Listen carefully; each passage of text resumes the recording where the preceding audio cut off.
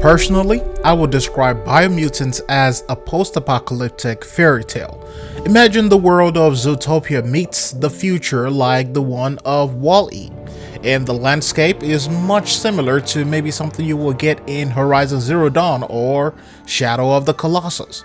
It has a generous loot system, a crafting system similar to that of the Zaws and the kit guns in Warframe, something that is quite modular, and I love that. It is a true open world with so much to do that it makes you wonder why the reviews of this game are so controversial, but I also understand some of the aspects of the controversy as well. This game is a blend of a lot of things that we love and appreciate in other games, and I love the fact that they found a way to do it well while still maintaining its own identity.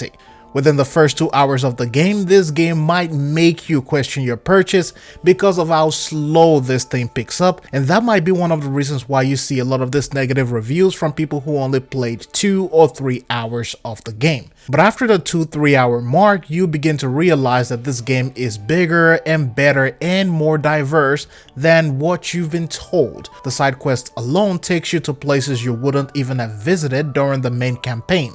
There is a lot of weapons and collectibles, mounts and customizations, and you even have a suitcase that can fly. My favorite thing to start things off is being able to cosplay as whatever I want, and also being able to play this game in whichever way I want. I can be a Ninja Turtle, I can be a Kung Fu Panda, I can become the Dark Knight, I can become Ratchet, become Sly Cooper. There are series of outfits that will help you realize the dream you want in this game, and once you locate the places to change your appearance, you really begin to appreciate what this game has to offer.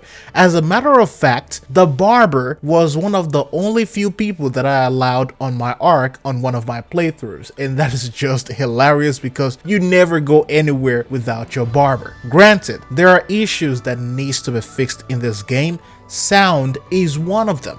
When you're using your melee, it sounds like you beating the wall with a bottle of water. Yes, some places look similar as well, and some quests might even look identical. However, I found some of the items that I was looking for while doing some of this quest in some random container.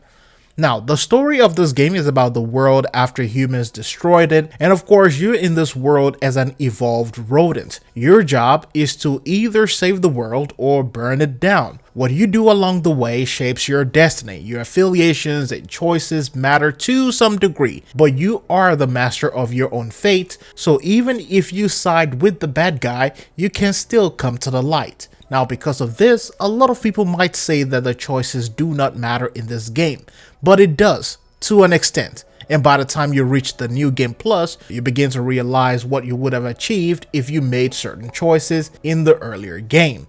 A lot of the world is calm and soothing. There isn't an enemy on every corner, and I think that is a beautiful thing because it allows you to take in and soak in all the majesty that is the landscape design, which is something that I actually like.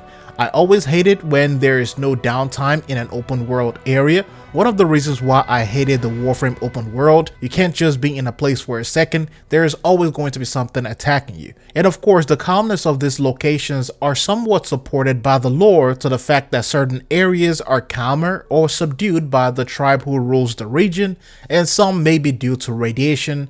Some species did not survive while some mutated. Though I would have loved to see more enemies at the fort battles because it's a battle and it's a base, it's a fort. There's supposed to be more than 2 or 3 guys defending that fort, so I think that is one of the places where they dropped the ball.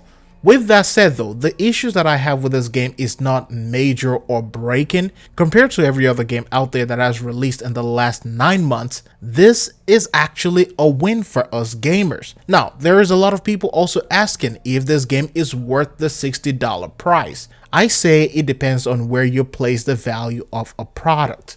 I think this game is worth the price, personally. I also think we should stop devaluing a game because it's made by a AA or an indie studio or a small developer team. To give this game a rating, I would give it a 9. 9 because it delivered what it promised. 9 because I'm having fun playing the game. 9 because it has tons of replayability and side content. 9 because the world has a lot of diversity to an extent where it doesn't really feel like you are going to the same place every single time. Yes, it might feel like that at times, but let's be honest with ourselves. A lot of open world games, there is so much diversity you can put in there before it begins to look the same. It's a large open world, so you're supposed to expect some similarities here and there. If you see too much, that might be game breaking for you. It might be one of those reasons why you might want to wait for a sale when it comes to this game. But this is just my own opinion, and like a butthole, everybody has one, so please do not judge me on this. With that said though, I would like to hear yours down below in the comment section. Thanks for watching. I'll see you in the next one.